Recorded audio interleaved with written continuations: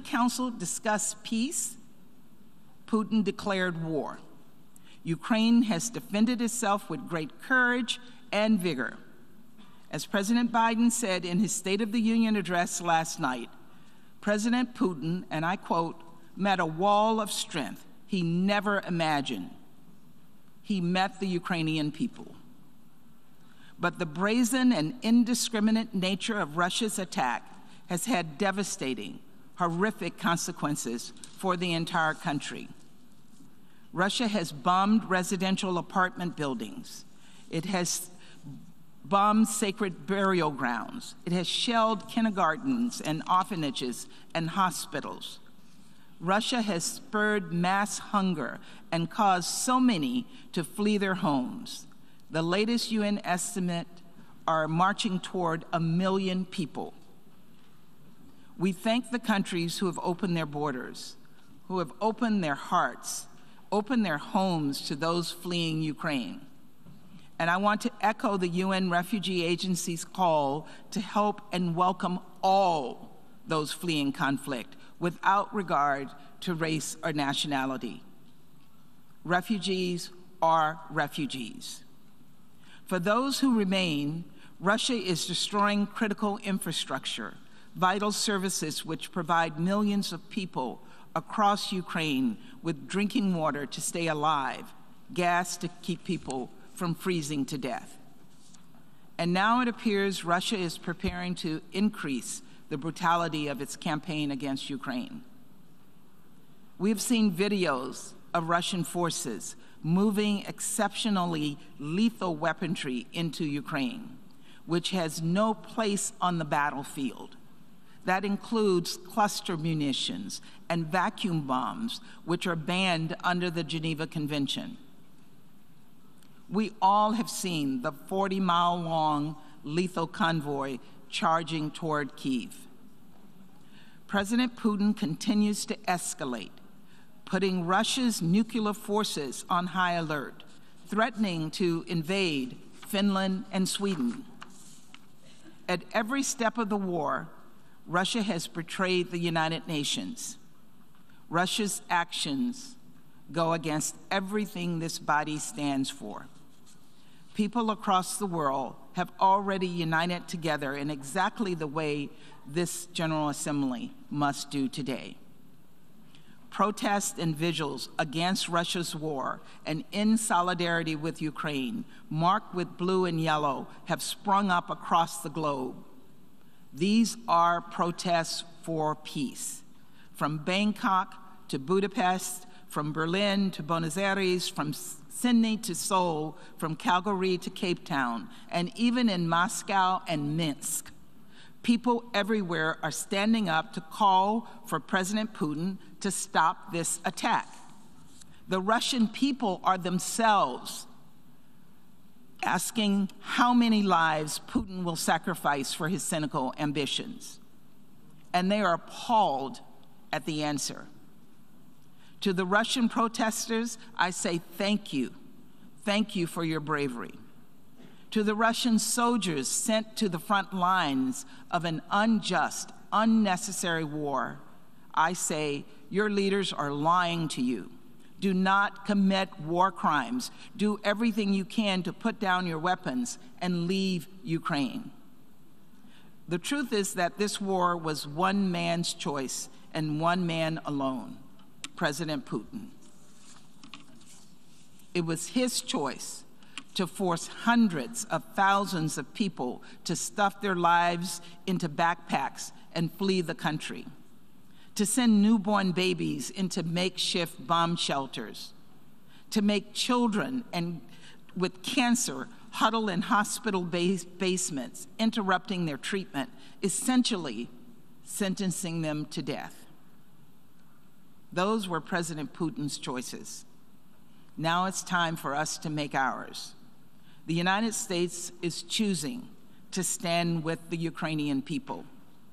We are choosing, in coordination with our allies and partners, to impose severe consequences on Russia. We are choosing to hold Russia accountable for its actions and we will soon turn to vote on a resolution that does just that. We believe this is a simple vote. Vote yes if you believe UN member states, including your own, have a right to sovereignty and territorial integrity. Vote yes if you believe Russia should be held to account for its actions. Vote yes if you believe in upholding the UN Charter and everything this institution stands for. Thank you very much. I thank the distinguished representative of the United States.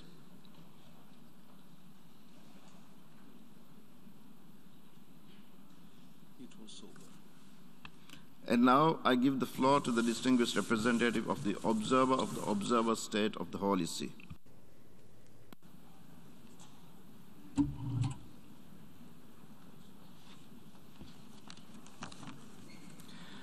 Mr. President, Mr. Secretary General, thank you for calling this emergency special session, as in recent days we have been shaken by something tragic, war. The Holy See joins the many member states and millions across the globe who call for the immediate cessation of hostilities in Ukraine and the return to diplomacy and dialogue. Mr. President, the organization is founded to save succeeding generations from the scourge of war and live together in peace with one another as good neighbors. It is the duty of all states to seek to resolve disputes through negotiation, mediation, or by other peaceful means, even when war has commenced. Mr. President, last Sunday, Pope Francis expressed his closeness with all who now suffer as a result of the conflict, stressing that, and I quote, "It is urgent to open humanitarian corridors, and those fleeing must be welcomed. With heart broken by what is happening in Ukraine, and let us not forget the wars in other parts of the world, I repeat, put down your weapons. Those who love peace reject war as an instrument of aggression against the freedom of other peoples and as a means for the settlement of international disputes." End of quote. The Holy See wishes to express also in this forum its appreciation to those states which are offering humanitarian assistance to those in need, both in Ukraine and in neighboring countries in which many Ukrainians have sought safety. Mr. President, Pope Francis has called on believers and non-believers alike to observe this Wednesday, 2nd of March, as a day to be close to the suffering of the Ukrainian people, to feel that we are all brothers and sisters, and to implore of God the end of this war. The Holy See is convinced that there is always time for goodwill. There is still room for negotiations. There is still a place for the exercise of a wisdom that can prevent the predominance of partisan interest, safeguard the legitimate aspiration of everyone, and spare the world from the folly and horrors of war. May this emergency special session advance efforts that help attain this end. Thank you, Mr. President. I thank the distinguished representative of the Holy See.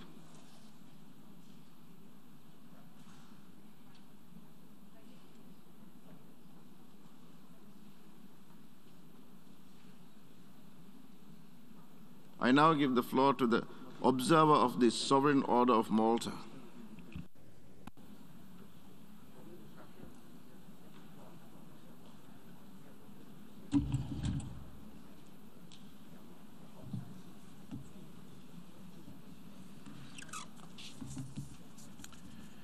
Mr. President, Mr. Secretary General, distinguished representatives, the Sovereign Order of Malta, a sovereign entity which provides global humanitarian aid with a special mission to serving the sick and the poor, has observed with great sadness and regret the ongoing conflict which has impacted the lives of so many citizens of Ukraine, and which is currently created an unprecedented flow of refugees seeking peace and security across their nation's borders. In 8 years of conflict, the Order's embassy to Ukraine has provided considerable support, advice, and material help to Ukrainian citizens and to non-Ukrainian residents of the country who are in need.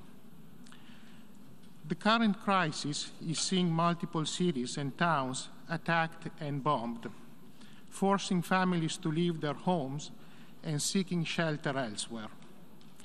Our representatives and ambassadors in the region report that while refugees have sufficient means to travel and find refuge on their own, or enjoy dual citizenship with nearby nations, the majority do not have the resources to provide for themselves without support.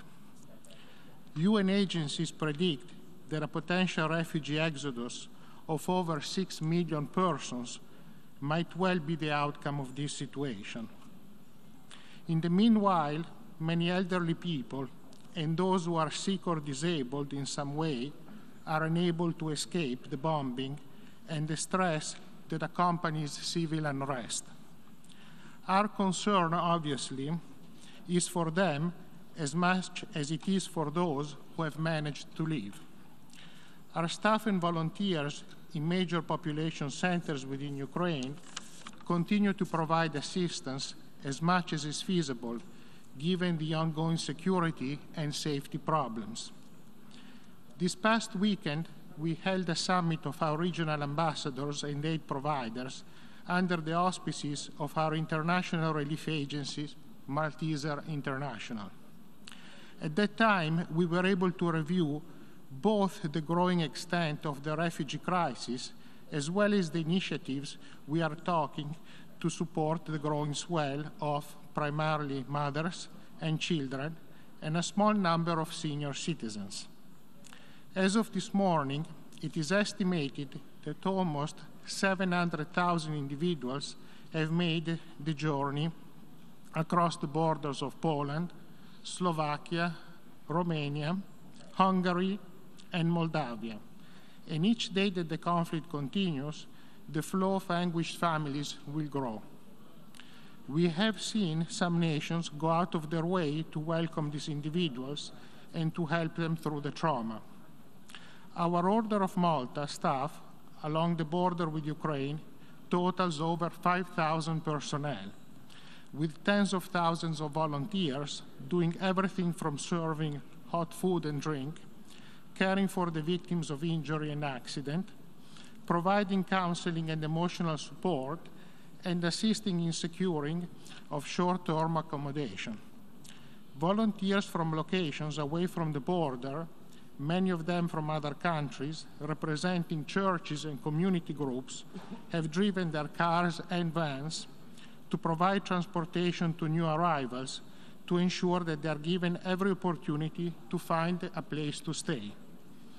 We are coordinating our activities with international aid agencies, such as the Red Cross and the UNHCR, and are engaged in an international fundraising program to ensure that adequate resources continue to be available for the support and maintenance of those in need. We are encouraged that the UN Human Rights Council in Geneva will be holding a debate on human rights in Ukraine today. Representatives from our government will be participating in this important discussion. We appeal to nations of goodwill to appreciate the trauma experienced by all refugees. In particular, we appeal to countries who are receiving refugees to extend the same welcome they're offering Ukrainians, to those of other national and ethnic groups who have been caught in this conflict and who are seeking security. The offer of help and support must cross ethnic, racial, and cultural lines and not be tainted by discriminatory acts or attitudes. This conflict in Europe drives home the realization that the issues of internally displaced persons and the needs of refugees forced from their homes affects the whole world: Africa, the Middle East, Asia, Latin America, and now Europe. Thank you for your attention. I thank the observer of the Sovereign Order of Malta for the statement.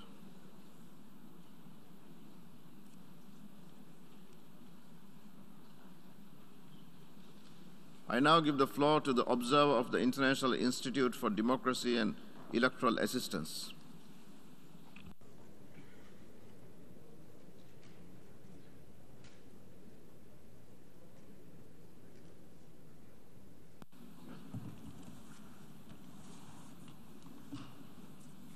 Mr. President, Mr. Secretary General, Excellencies, International IDEA strongly condemns the unprovoked war of aggression waged by the Russian Federation with the involvement of Belarus against Ukraine, a sovereign nation and a democracy.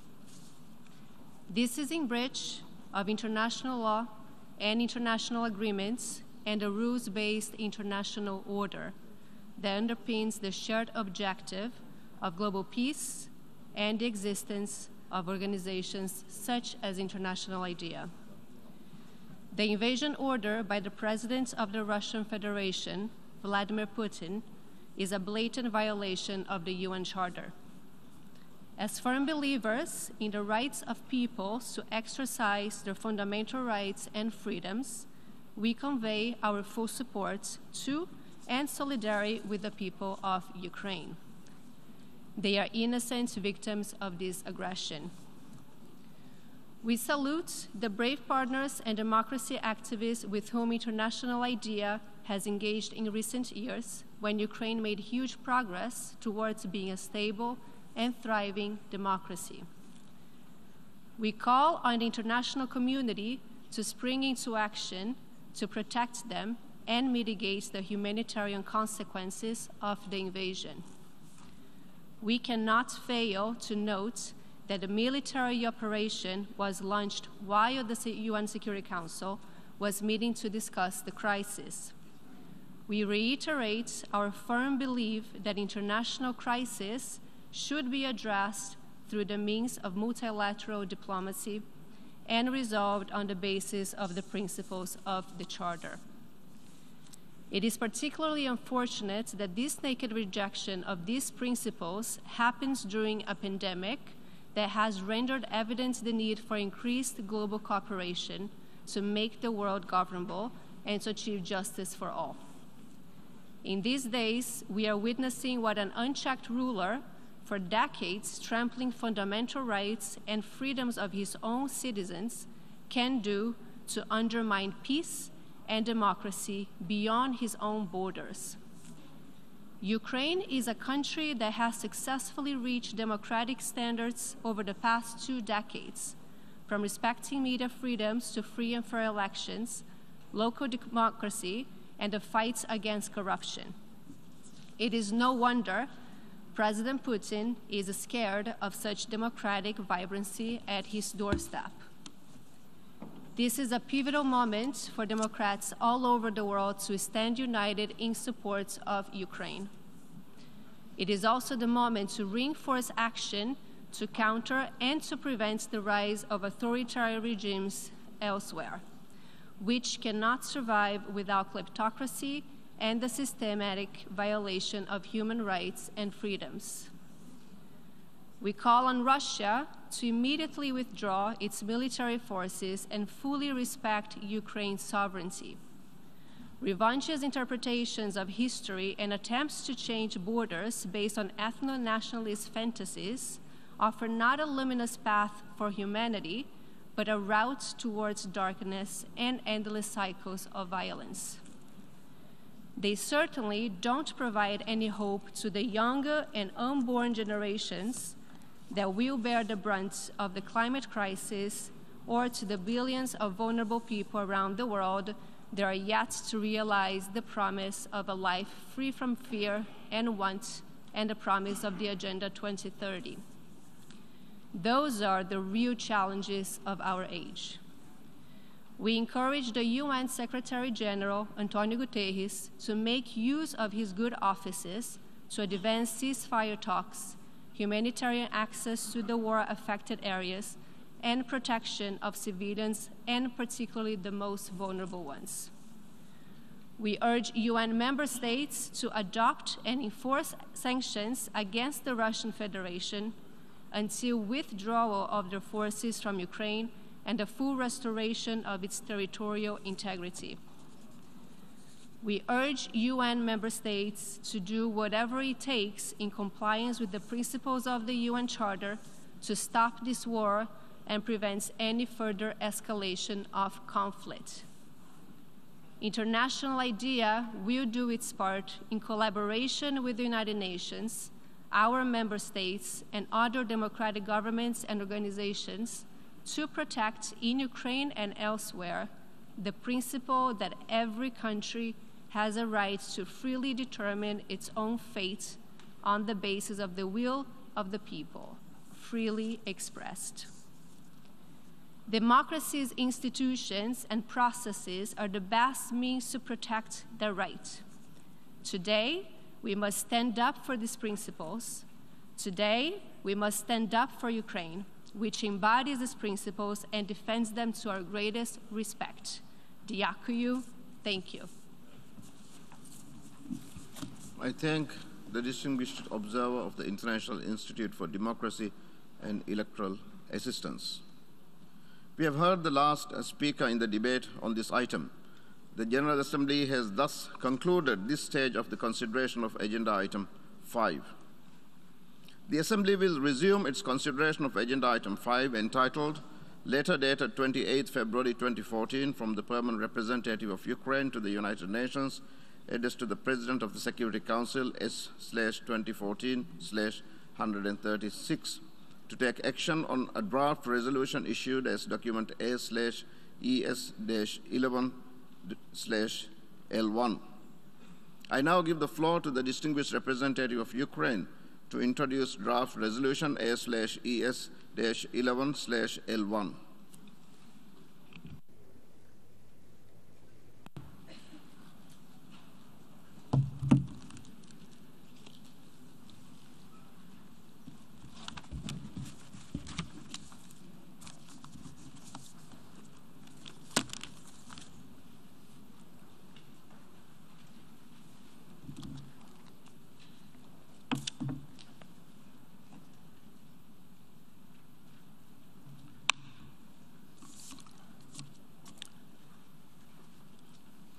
Mr. President, Secretary General,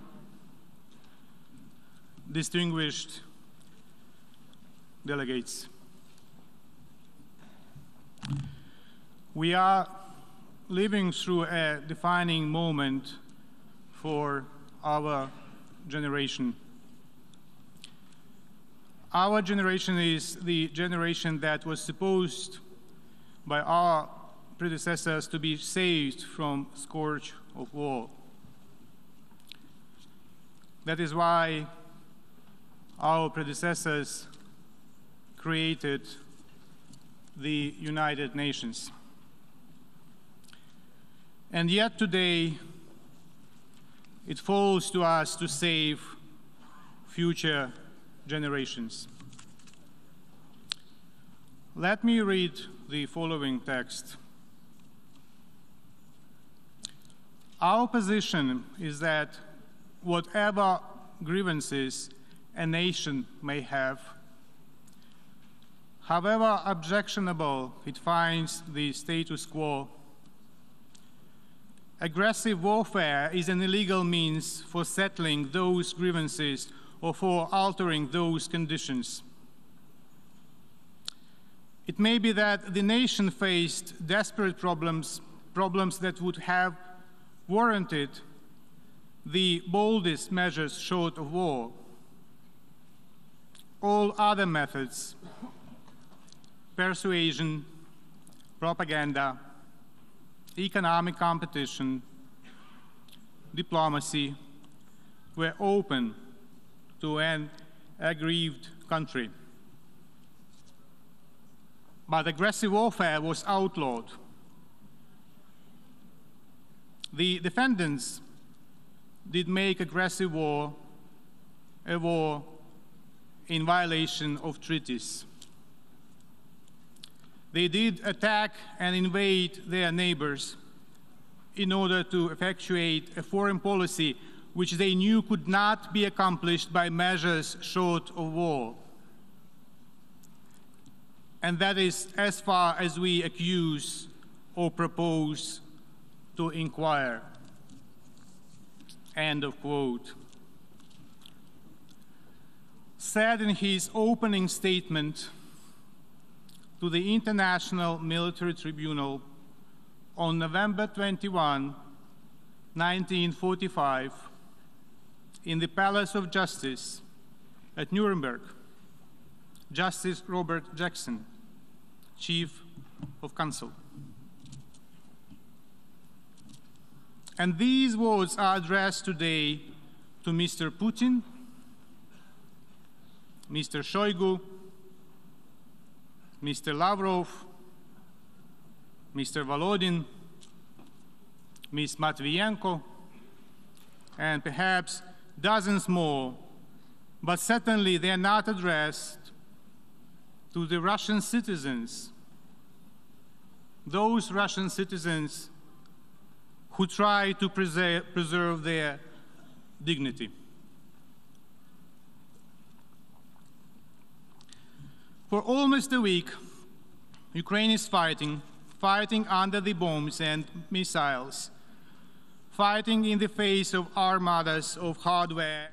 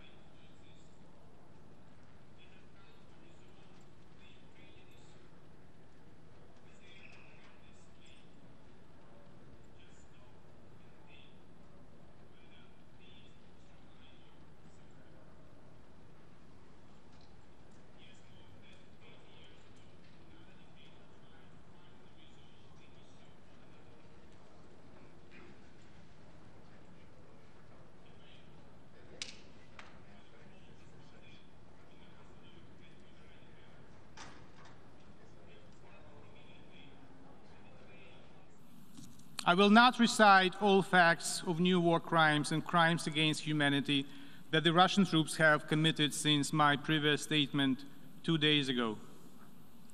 The list is so long that it will run out of time. The crimes are so barbaric that it is difficult to comprehend. Facing the total resistance of the Ukrainian population, Putin's regime has proceeded to widespread use of indiscriminate weapons such as multiple rocket launchers and aerial bombs against the residential areas. Ukrainians are being killed by Russian ballistic missiles and thermobaric weapons.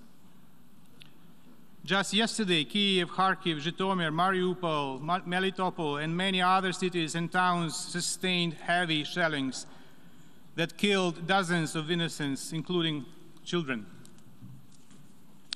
Ukraine deeply regrets that a student from India has become a victim of this shelling by the Russian armed forces in Kharkiv. We offer our deepest sympathies to India and the relatives of the victim. A Chinese citizen was also injured in another Ukrainian city because of Russia's deadly attacks. The Ukrainian and foreign citizens have become hostages of the Russian armed aggression against Ukraine.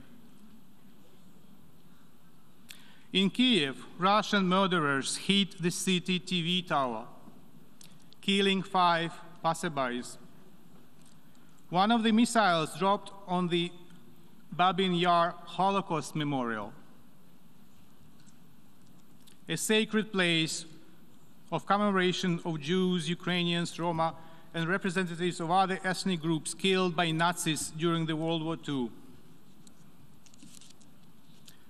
What an irony when victims of Nazis are being killed for the second time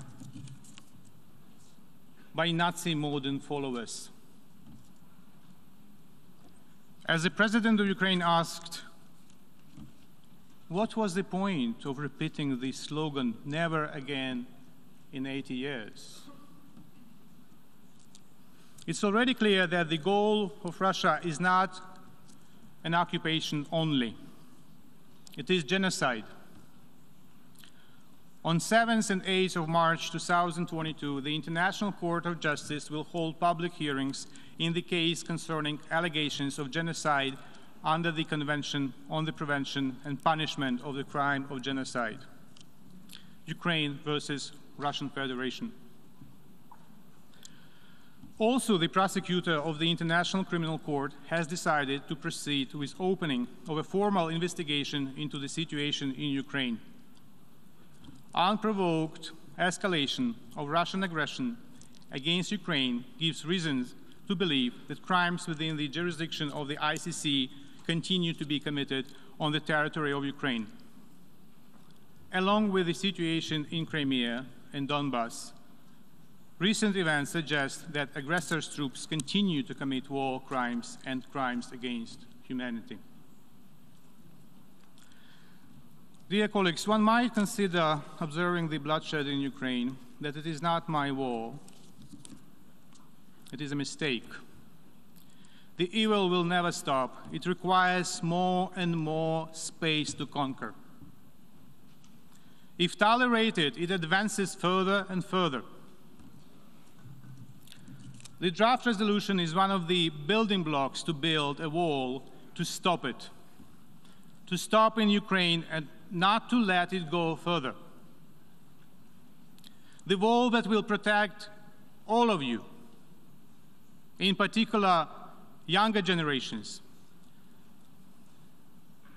Distinguished delegates, by voting today, you also reconfirm your country's commitment to the UN Charter.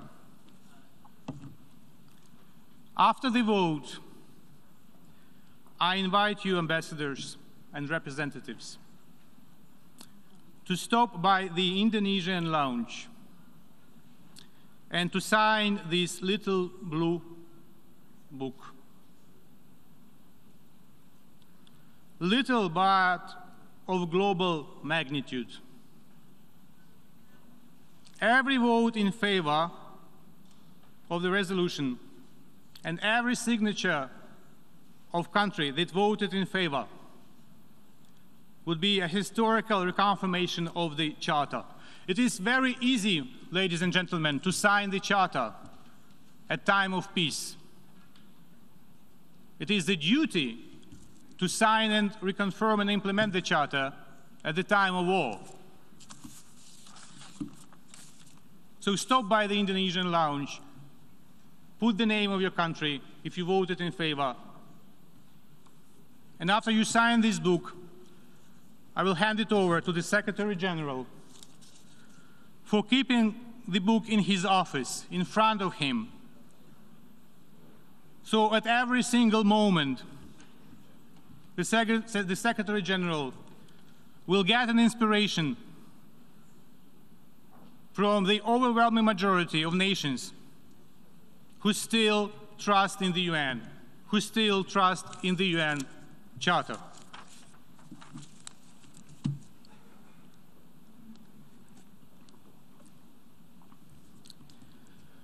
There is a very fragile gentleman, a very old one. He was born in a territory that was part of the Kingdom of Hungary. He will celebrate his 102 years birthday in 9 days. His name is Benjamin Ferenc. Benjamin Ferenc was an investigator of war crimes, a chief prosecutor at one of the 12 subsequent trials of Nuremberg. Later, he became an advocate of international rule of law and for the establishment of the International Criminal Court.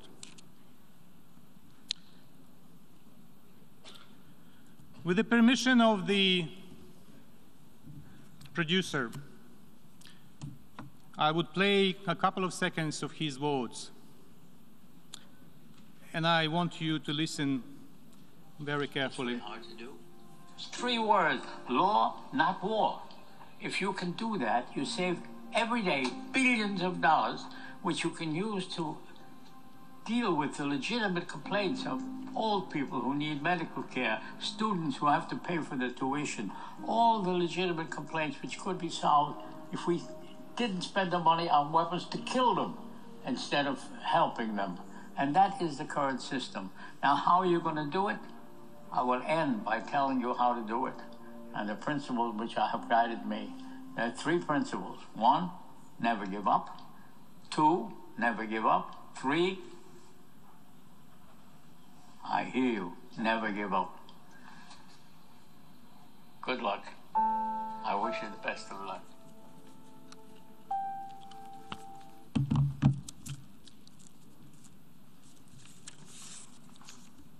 Please show respect. Show respect to the Charter. Show respect to the Secretary General. Show respect to this gentleman who will celebrate 102 years since his birthday.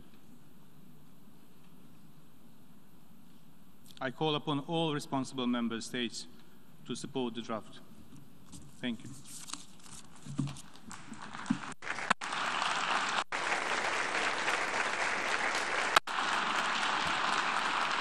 I thank the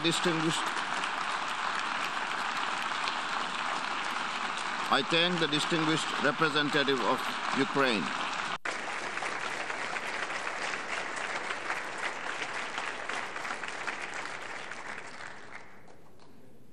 We shall now proceed to consider draft resolution A/ES-11/L1 entitled Aggression Against Ukraine. Before I open the floor for explanations of vote before the vote, may I remind delegations that explanations of vote are limited to 10 minutes and should be made by delegations from their seats. I give the floor to the distinguished representative of Russian Federation.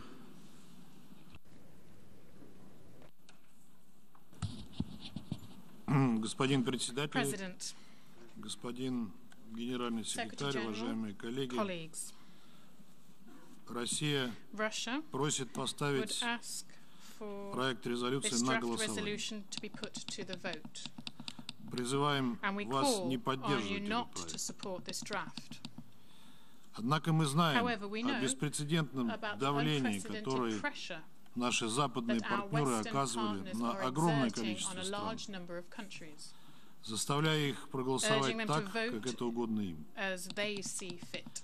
Это нельзя назвать This даже is not давлением. something even that we can call pressure. Это были открытые It was циничные угрозы. open and Нам cynical об этом threats, известно. and we know about it. Этот документ не This будет document will способствовать not прекращению allow us военных to действий. end military activities. Наоборот, он On может the одобрить contrary, it could киевских, embolden ободрить киевских радикалов and и националистов Kiev и radicals дальше and любой ценой nationalists to определять политику continue в to стране, determine the policy of their удерживая в country at any заложниках мирное население. price, holding peaceful civilians Причем hostage, не в but not переносном, а в in the прямом смысле figurative этого слова. sense of the term, but in the literal Сейчас sense именно of it. так и Now, происходит that в is what ряде is крупных happening городов in a series Украины, of cities in где Ukraine население where используется в people are качестве being живого used щита. as human shields. Сегодня стало известно, Today we've что learned вооруженные that силы in Украины the не дают мирным жителям Мариуполя покинуть город, удерживают их, в том числе женщин и детей, в одной из школ Мариуполя, насильно доставляют обратно всех гражданских лиц, которые пытались покинуть город по предоставленным гуманитарным коридорам. Нам также известны и о планируемых националистическими батальонами провокациях, которые они заготовили с участием гражданского населения с тем, чтобы впоследствии обвинить в этом российские войска. Вопреки нормам международного гуманитарного права, в жилых кварталах размещается военная техника, системы залпового огня, артиллерийские установки. Мы сегодня передадим примеры подобных действий руководству ООН, которое до настоящего момента утверждало, что не располагает подобными свидетельствами. Хотя видеоролики, снятые простыми украинскими гражданами, свободно распространяются в интернете. Ответственность за это полностью лежит на украинских властях, так же, как и за безответственную и преступную раздачу оружия всем желающим, включая выпущенных из тюрем заключенных, что уже привело к массовым случаям грабежей, убийств и мародерства. Уважаемые коллеги, ваш отказ поддержать проект сегодня стал бы голосованием в пользу мирной Украины, свободной от радикализма и неонацизма, живущей в мире со своими соседями и отказавшейся от внешнего управления. Именно на достижение этих целей направлена наша специальная военная операция, которую авторы резолюции пытаются представить в качестве агрессии. Мы сегодня слышали от украинского представителя слова о нацизме, но он стыдливо умолчал о разгуле неонацизма на самой Украине, о бесчинствах неонацистских и националистических радикальных организаций, о факельных шествиях и прославлении пособников Гитлера. Те, кто интересовался развитием украинского кризиса, прекрасно понимают его генезис. Действуя сегодня, мы прежде всего стремимся остановить 8-летнюю войну майданного режима с населением Донбасса. За прошедшие годы наша страна сделала все возможное и невозможное, чтобы избежать такого сценария. Мы, по выражению генерального секретаря, кстати говоря, перевернули все камни и постучались в каждую дверь, однако так и не были услышаны. Жители Донбасса продолжали и продолжают бомбить, не собираясь останавливаться на 14 тысяч погибших, подавляющее большинство из которых приходится на жителей ДНР и Цели нашей специальной операции, объявленные на основании статьи 51 Устава ООН, выполняются и будут достигнуты. При этом мы не наносим ударов по гражданским объектам и мирным жителям. Не верьте огромному количеству фейков, распространяемых в интернете на этот счет. Эти фейки пеклись, как пирожки, в Центре информационно-психологических операций специальных сил операции Украины. Этот центр вчера был уничтожен. Мирный сценарий для Украины можно ускорить, если радикалы позаботятся о сохранности жизни граждан своей страны и не будут прикрываться им. Такого призыва в тексте поставленного на голосование документа нет. В нем также ничего не сказано о незаконном перевороте в Киеве, когда в феврале 2014 года при попустительстве Германии, Франции и Польши и при поддержке Соединенных Штатов был свергнут законно избранный президент страны. В этом проекте нет ничего и о том, что новые националистические власти тотчас же ограничили права граждан are limiting the rights of citizens to use the Russian language. This was a green light for a large chain of events of violations of the basic rights of those living in the east of the country, and not only in the east of the country, including the most valuable right, that right to life. Many of you don't want to hear about трагедии, которая началась на Украине после Майданного переворота 2014 года, о заживо сожженных людях в Одессе, о преследованиях и убийствах несогласных, и самым ярким проявлением этого стала развязанная Киевом война против Донбасса. Ничего в документе нет и о том, что на протяжении 8 лет Соединенные Штаты и Европа накачивали и сейчас накачивают Украину вооружением, помогая майданному режиму убивать мирных жителей на Донбассе. Оправдывали лояльные киевские власти за полное игнорирование минских договоренностей и саботаж резолюции Совета Безопасности 2202. Наконец, этот проект — это очевидная попытка тех, кто за последние десятилетия совершил бесчисленное количество агрессий, незаконных с точки зрения международного права военных операций, переворотов, одним из которых стал и майданный переворот на Украине, выставить себя поборниками международной законности. Благодарю вас. I thank the distinguished representative of the Russian Federation, and now I give the floor to the distinguished representative of Serbia.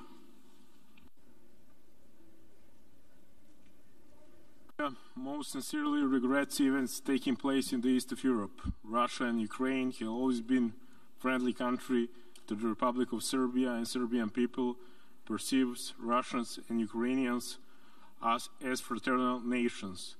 We felt loss of life of each man in Ukraine is true tragedy. The Republic of Serbia is committed to observing principles of territorial integrity and political independence of states as one of the basic principles of international law based on UN Charter and final Act from Helsinki from 1975, which guarantees the right of states to inviolability of borders, just like it is committed to preservation of sovereignty and integrity of its own territory. The Republic of Serbia, likewise, advocating respect for territorial integrity of other sovereign nations, and regardless of not agreeing with all formulation state in resolution, will vote in favor of the resolution. I am obliged to point to PP 13 and remind that the first attack against a sovereign state on the soil of Europe after the Second World War took place not so long ago, in 1999, when 19 countries attacked, at that time, Federal Republic of Yugoslavia, primarily Republic of Serbia, when there was no appropriate reaction of such distinguished institution to this flagrant violation of UN Charter, despite the fact they still suffer from consequence of severe violation of fundamental principles of international law by others. Serbia is not giving up these principles even today. The Republic of Serbia will continue to advocate termination of conflicts, expecting that the parties will invest additional efforts into reaching diplomatic solution and creating conditions for peace throughout dialogue. Serbia will provide all kind humanitarian aid to endangered Ukrainian citizens while remaining committed to peace and consistent respect for international law. Thank you. I thank the distinguished representative of Serbia, and now I give the floor to the distinguished representative of Syrian Arab Republic.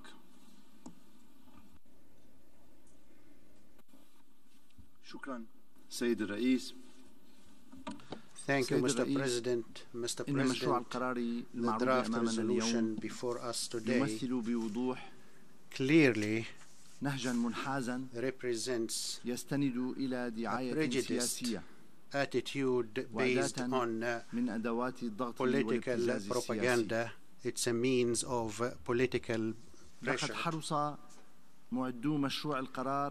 Those who prepared the draft resolution incorporated an aggressive language against the Russian Federation to belittle its legitimate stand based on its security concerns and its right to protect its people from the threats to national Russian security.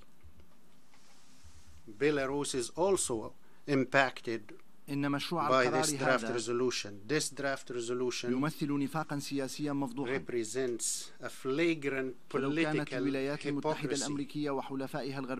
Had the US and its Western allies been serious in de-escalating the situation, they would have fulfilled the promises they undertook 3 decades ago, not to expand EU and transform Ukraine into a continuous threat to the Russian Federation. And they should have pressured Ukraine to abide by Minsk and to stop the violations against the civilians in Donbass, let alone those countries' eagerness to supply Ukraine with heavy weaponry and missiles, encouraging volunteers to fight in Ukraine. This indicates the clear-cut desire of those countries for provocations and not for containment and de-escalation. This draft resolution coincides with huge media campaign to spread erroneous information and lies. It's not designed to find a clear-cut and real solution for the crisis, rather to defame the Russian Federation. It is a text that is full of loopholes and untruths. It ignores the real reasons for the escalation of tension and for the eruption of hostilities. Those who are eager to defend the Charter of the United Nations now today, they should have shown the same eagerness vis-à-vis Israel's continued occupation of the Arab territories and the aggression committed by the Turkish forces against our territory. What about the U.S. violations of the territorial integrity of our land, Syrian territories? Syria's rejection of Western hegemonistic policies and interference in the internal affairs of states, prolongating crises, promulgating and spreading anarchy, opting for double standards and selectivities, imposing unilateral sanctions, make it necessary for us to reject this draft resolution and vote against it. Thank you, Mr. President. I thank the distinguished representative of Syrian Arab Republic. And now I give the floor to the distinguished representative of St. Vincent and the Grenadines. Mr. President, it is clear from the debate over the past 2 days that the membership of the United Nations is united in its call to end the war in Ukraine and return to diplomacy. St. Vincent and the Grenadines wishes to offer an explanation of its vote on the draft resolution before us today. Mr. President, St. Vincent and the Grenadines will vote in favor of the draft resolution. We will vote in accordance with our steadfast commitment to upholding the purposes and principles of the United Nations Charter, which form the core of multilateralism and gave birth to our United Nations 76 years ago. It bears repeating, Mr. President, that these principles underscore respect for sovereignty, political independence, and territorial integrity of states and enjoin member states to refrain from the threat or the use of force in the conduct of their international relations.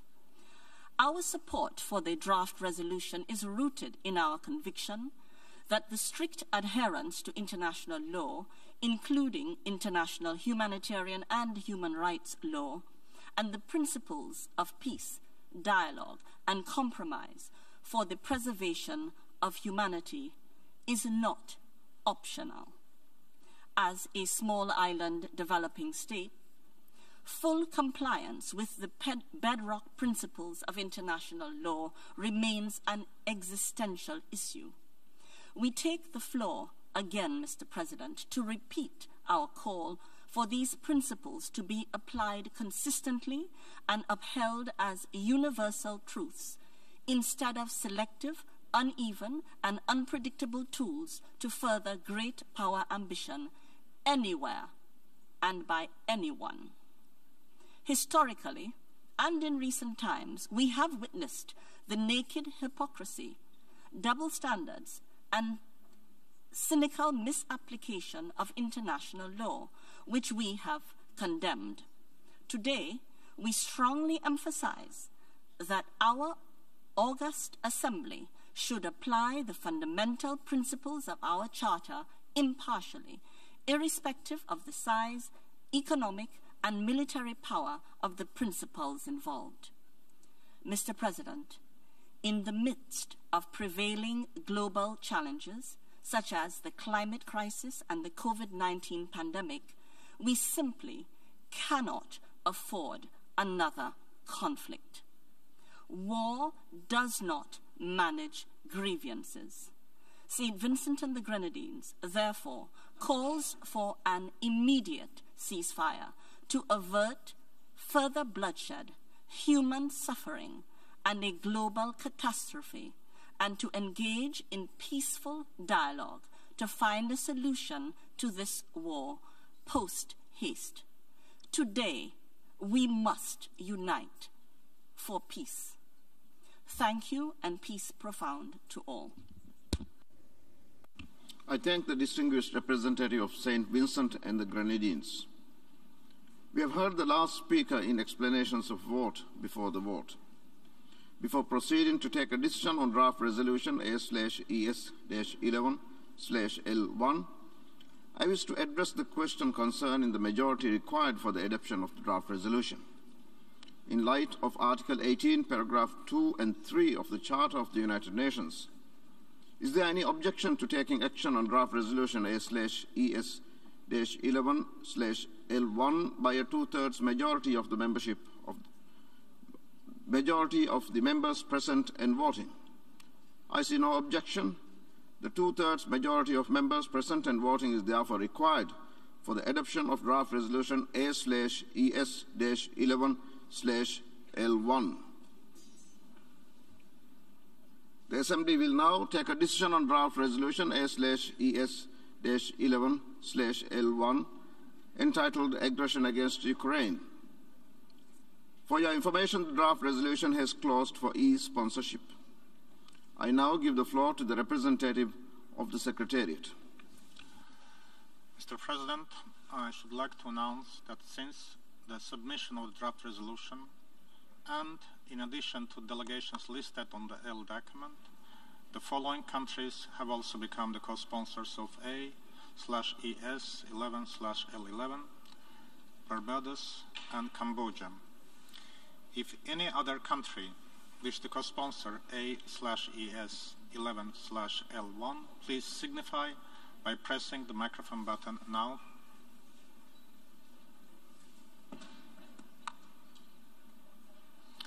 There is nothing further, Mr. President. I thank the representative of the Secretariat. A recorded vote has been requested. We shall now begin the voting process. Those in favor of draft resolution A/ES ES-11/L1, please signify. Those against, abstentions.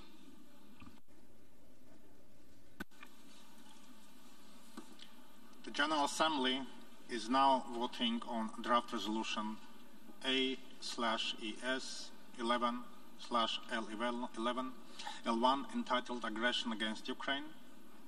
Will all delegations confirm that their votes are accurately reflected on the screen?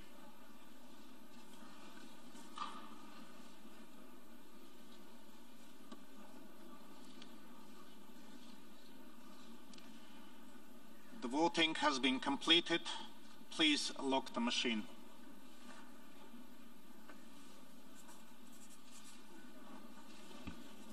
The result of the vote is as follows.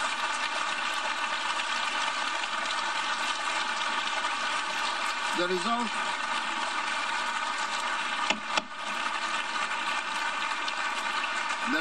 of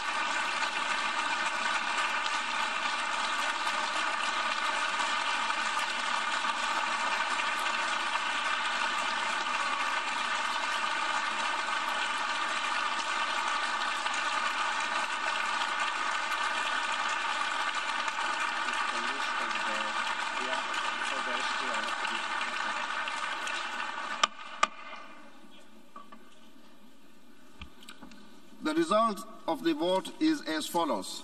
In favor, 141, against 5, abstentions 35. Draft resolution A/ES-11/L1 is adopted. Before giving the floor for explanations of vote after the vote, may I remind delegations that explanations of vote are limited to 10 minutes and should be made by delegations from their seats. I give the floor to the distinguished representative of Tunisia.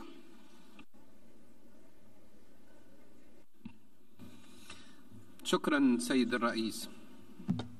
Thank you, Mr. President. لقد صوتت تونس لصالح القرار اليوم انتصارا لمقاصد ومبادئ ميثاق الأمم المتحدة التي انبنت عليها سياستنا الخارجية وتأكيدا لحرص بلادنا على إنهاء الأزمة باستعمال الوسائل السلمية لفض النزاعات التي تبقى السبيل الوحيد والأمثل لوضع حد للتصعيد والحيلولة دون مزيد تدهور الأوضاع وتفاقم الأزمات الإنسانية. Of the situation and further human tragedy. The world witnessed so many grueling wars destructive to peace and security and the life of people. Our experience indicates that military options cannot solve any crisis. Dialogue and negotiations can settle all differences and finding compromises. The current crisis in Ukraine comes at a time the world was getting out of COVID-19 and preparing itself for a new stage based on solidarity, cooperation, and effective engagement in multilateral action and achieving our common agenda. We believe that the world cannot undertake or cannot burden itself by further crises. We encouraged the engagement of the parties in peaceful negotiations and we urge the international community to intensify efforts to obligate these parties to resort to negotiations in a manner to cease hostilities and to prepare the way for finding permanent solution. Given the fact that international peace and security are a whole, Tunisia calls for dealing with all just questions in one standard so that peoples can regain their legitimate rights in accordance with international legitimacy to build a more stable, more peaceful world. Thank you, Mr. President. I thank the distinguished representative.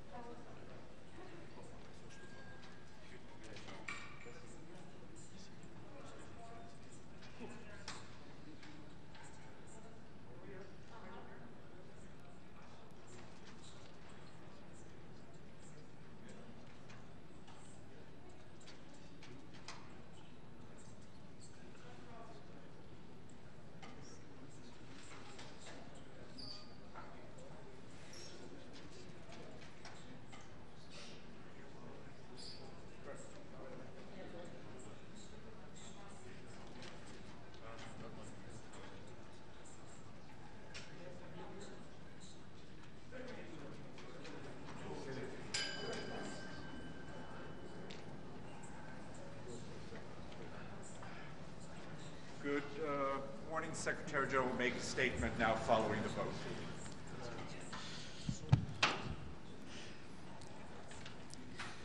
Ladies and gentlemen of the media, the General Assembly has spoken. As Secretary General, it is my duty to stand by this resolution and be guided by its call. The message of the General Assembly is loud and clear. End hostilities in Ukraine now, silence the guns now, open the door to dialogue and diplomacy now.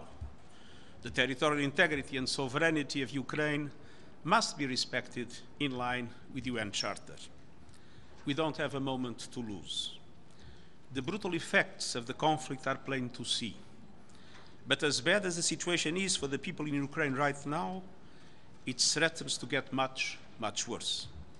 The ticking clock is a time bomb. I'm also deeply concerned with its potential consequences for regional and global peace and security, and the world struggling to recover from COVID. Today's resolution reflects a central truth. The world wants an end to the tremendous human suffering in Ukraine. The same truth was clear in the rapid mobilization of funds for our life-saving humanitarian operations in Ukraine and neighboring countries.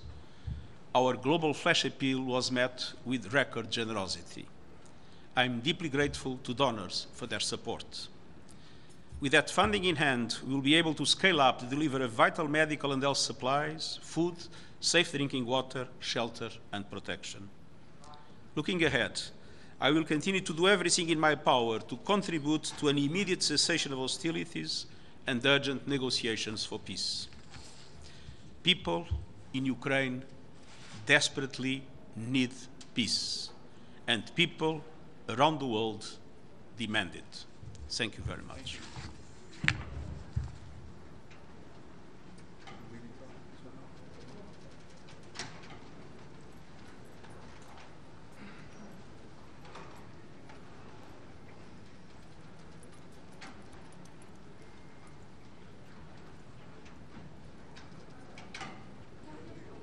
Principles of the UN Charter. The top priority right now is to ease the situation on the ground as much as possible and prevent the situation from escalating or even getting out of control.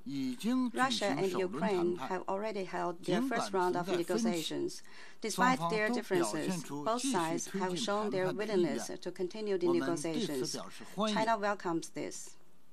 Faced with the highly complex and sensitive situation, China once again calls on the international community to stick to the overall direction of a political settlement and foster an enabling atmosphere and conditions for direct dialogue and negotiations. With a clear, united voice.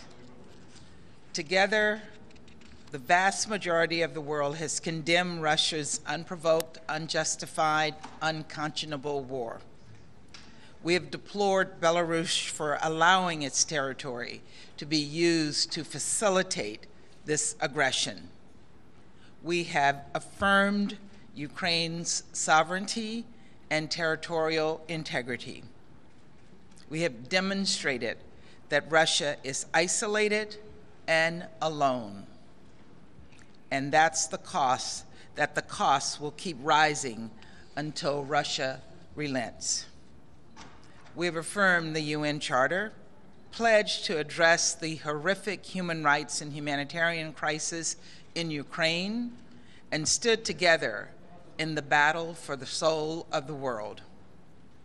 Last night, at his State of the Union address, President Biden commended the courage of the Ukrainian people. He declared that the United States of America stands with Ukraine, and quoted President Zelensky when he said, "Light will win over darkness." Today at the United Nations, light has won over darkness. 141 states voted to support this amendment. The world, as President Biden said, is choosing the side of peace and security. Now, as the situation grows graver, every day in Ukraine, we must keep the momentum going. We must do everything we can to help the Ukrainian people, to hold Russia accountable, to match our strong words with strong actions. Let us continue to come together to support the Ukrainian people, and let us demonstrate the true power and true purpose of the United Nations for all. Thank you very much. Ambassador, how satisfied are you with the fact that 141 countries supported the resolution? Did you expect that? We worked for that. Is the number the right one? What about the humanitarian resolution? Sorry. That's still up for when do you discussion. think you are going to vote? I can't but it's more. It's above your the numbers of abstention. The numbers. We would have hoped that the 35 people who abstained would have voted yes with us as well. So it was not at our expectation. We would have hoped for more. Thank you.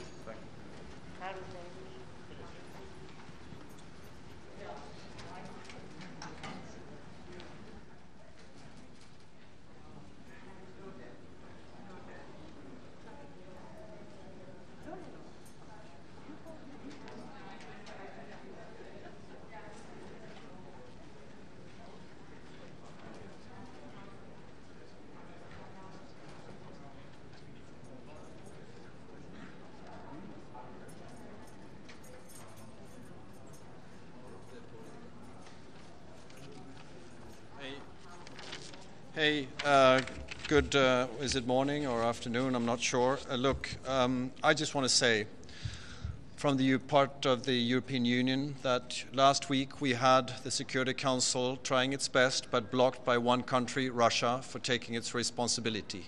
Immediately after that happened, we got to work drafting this resolution together with Ukraine and very many other countries of the world, and today the General Assembly has taken its responsibility. The message in this resolution is very, very clear, and the voting pattern is very, very clear. Russia stands isolated. Russia has been asked by the world to pull back, stop the aggression, and seek diplomacy instead of war.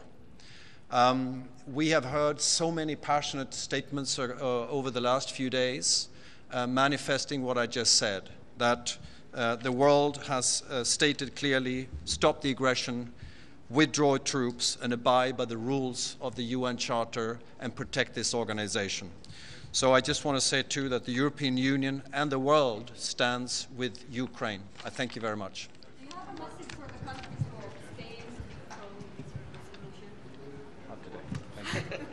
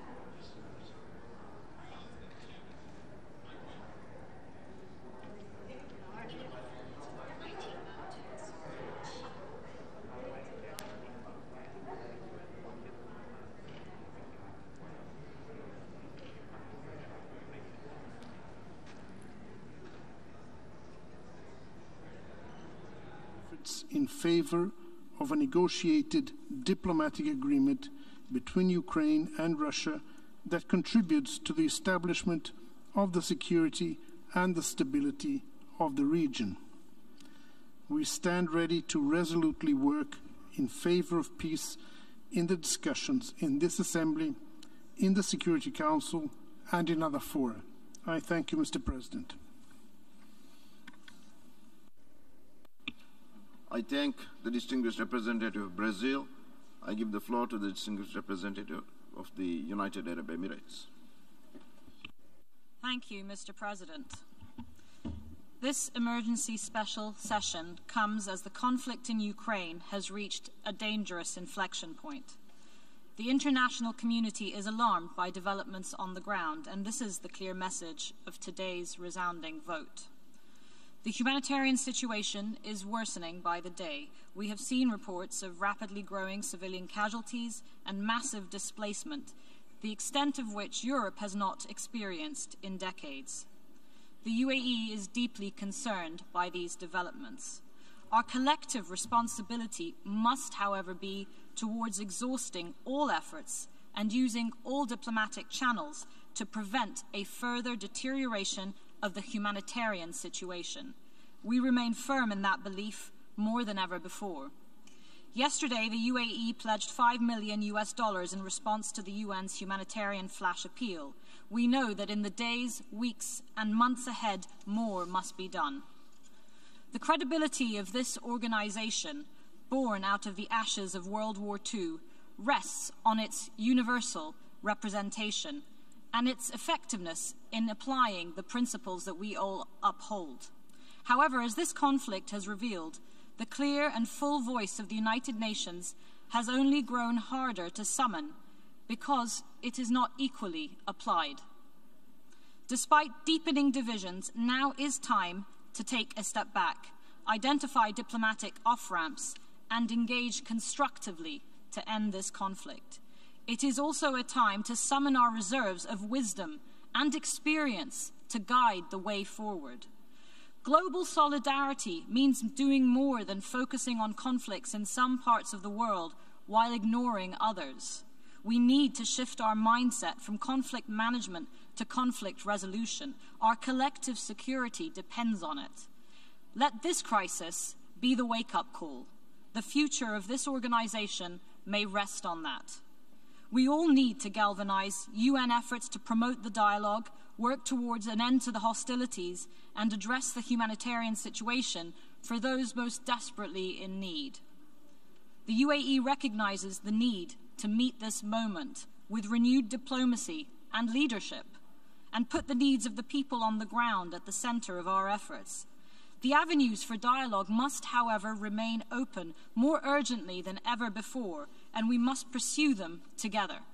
Mr. President, right now we recognize that this resolution adopted here today is a necessary signal of where we need to be going. Resigning ourselves to a cycle of perpetual violence and sanctions that only adds to the suffering of civilians diminishes us all. We voted for this resolution, and we join with member states in making this appeal to peace, a just peace that endures by recognizing the legitimate concerns of all parties and also abides by the UN's charters of principles and independence and sovereignty and territorial integrity. This resolution, however, as others have said, is not enough for a sustainable peace. Resolution of this conflict requires dialogue and effective diplomacy. This text represents the determination of member states to respond to the conflict today in Ukraine. That is the call that rings clearly from this meeting. We must now turn to finding ways to bring about its peaceful resolution with full respect for and commitment to real and engaged diplomacy. Thank you. I thank the distinguished representative of the United Arab Emirates, and now I give the floor to the distinguished representative of India.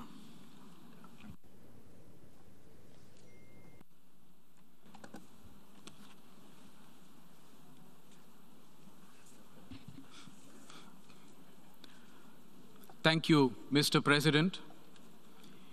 India has been deeply concerned over the rapidly deteriorating situation in Ukraine and the ensuing humanitarian crisis. An Indian national was tragically killed in Kharkiv yesterday due to the ongoing hostilities. We express our deepest condolences to his family and to that of each and every innocent civilian who has lost his or her life in this conflict. We demand safe and uninterrupted passage for all Indian nationals, including our students who are still stranded in Ukraine, particularly from Kharkiv and other cities in the conflict zones. Many member states share this concern. We have reiterated this demand to both the Russian Federation and Ukraine. This remains our foremost priority. Ensuring the well-being and safety of our citizens is the basic duty of every government. We have therefore instituted special flights to bring back Indians home from conflict zones. My government has deployed senior ministers as special envoys to countries neighboring Ukraine to facilitate evacuation. We thank all neighboring countries of Ukraine for opening their borders and extending all facilities to our embassies at this time. India has already dispatched humanitarian assistance to Ukraine. This includes medicines, medical equipment, and other relief material. We are sending more such tranches in the coming days. India supports the international community's call for an immediate ceasefire. We also support safe humanitarian access to conflict zones. We remain firm in our conviction that differences can only be resolved through dialogue and diplomacy.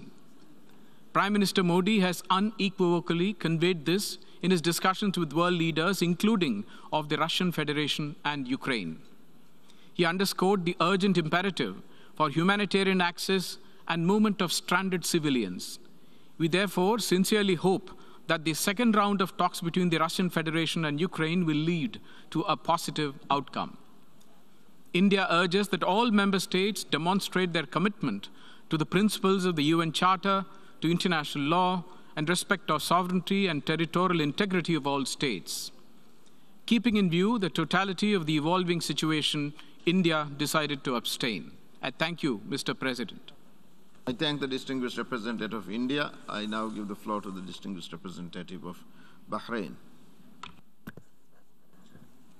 شكرا سيد الرئيس. لقد صوتت بلادي Thank you, President. لصالح القرار المتضمن في الوثيقة We voted in favor A/ES/11/L1 انطلاقا من إيمانها الثابت بمبادئ ميثاق الأمم المتحدة والقانون الدولي، لا سيما مبادئ حسن الجوار وحل النزاعات بالطرق السلمية واحترام السيادة والاستقلال والسلامة الإقليمية لجميع الدول. وتؤكد مملكة البحرين على دعمها لكافة الجهود الرامية إلى وقف العمليات العسكرية واللجوء إلى الحوار والوسائل الدبلوماسية. وشكرا سيد الرئيس. And use all diplomatic means necessary to achieve peace. Thank you, President. I thank the distinguished representative of Bahrain, and now I give the floor to the distinguished representative of Eritrea.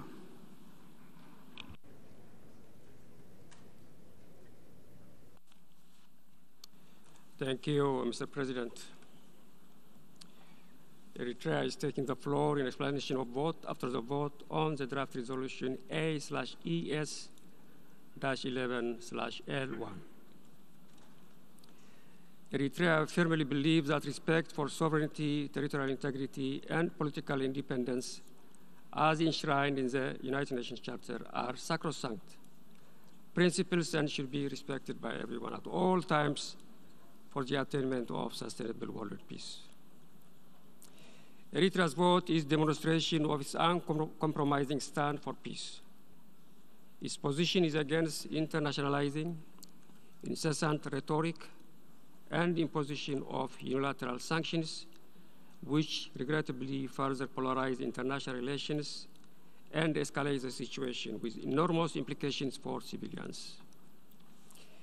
Instead, we have consistently opted for world regions to be given the needed space and solidarity to address political problems. The situation between Russia and Ukraine raises serious concern with political, economic, and security ramifications for Europe and the rest of the world. It requires immediate resolution by giving more chance to diplomacy. We hope that the ongoing talks between the two parties on the Belarusian border yields a quick and acceptable agreement to stop the war and pave a foundation for peace in the region. Eritrea opposes all forms of unilateral sanctions as illegal and counterproductive. Eritrea, the country that has been subjected to such measures by the West for 2 decades, including new sets of unilateral measures, understands that sanctions do not resolve problems of peace and security. On the contrary, ladies and gentlemen, I'm here with my very good friend and colleague, representative of the European Union to the United Nations. Olof used to be permanent representative of Sweden, and we used to sit together on the Council during the membership of Ukraine and Sweden. It's a defining day, as I said in my statement. I'm happy to report, or rather to confirm what you saw with your own eyes. The United Nations is still alive and going through the process of catharsis. I believe in the United Nations. Now people of Ukraine have more reasons to believe in the United Nations. It is just a beginning.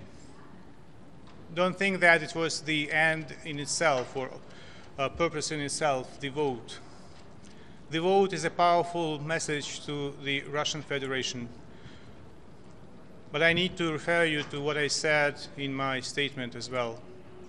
I still believe that there are citizens of the Russian Federation of dignity who unfortunately right now are cut from the information about how many Russian soldiers are killed in Ukraine. And as soon as they learn the magnitude of the tragedy, I hope they will stop the dictatorship in their country and the war is going to be over. As you know, due to the actions of the Russian Federation in the Security Council last month was not able to perform its duties, and we had to move, as asked by the Security Council, in fact, to the General Assembly. Nevertheless, the Security Council remains busy with Ukrainian issues, with the Russian crisis, and I call on you to call it Russian crisis. Stop calling it Ukrainian crisis. The only country that launched this crisis was Russian Federation. So the Security Council remains busy with issues, how to address like humanitarian problems. I express my sincere gratitude to all nations who have already came forward, offered assistance in money, goods, shelter. I need to ask you to deliver my gratitude to the local authorities of every single country where the refugees are coming and finding their shelter. And those are not only the Ukrainians. I read every day the charts with the nationalities of people who fled to Poland, Hungary, Slovakia, Moldova, Romania. It's like the United Nations there. I already read posts from some Africans who say they dream about coming back to beautiful Ukraine. We will rebuild Ukraine. And I tell my staff, I tell my family, the images of buildings destroyed, they are horrifying. But it does not matter at the moment. It's lives of people that matter at the moment. We will rebuild the buildings. We will rebuild every single building, or we will build something better with the help of the international community. So don't be misled by all these malarkeys of Nibenza and his cronies. And I think that the picture of the results speaks for itself. Thank you. What would you like to say Can I just say one word before you go and put questions to Sergei? Sergei, my good friend, referred to the fact that Sweden, in my previous capacity, worked with Ukraine together on the Security Council. It's true that our colors of the Swedish flag happen to be blue and yellow, as are the colors of the European Union. But today, above all, those are the colors of Ukraine that we all need to carry and carry them high. I want to re-emphasize what I said before. Russia is isolated. Russian aggression will not stand. Today, the world has spoken up against it. Thank you very much. Thank you, Olof. Mr. Ambassador, what would you like to say to the countries that voted no?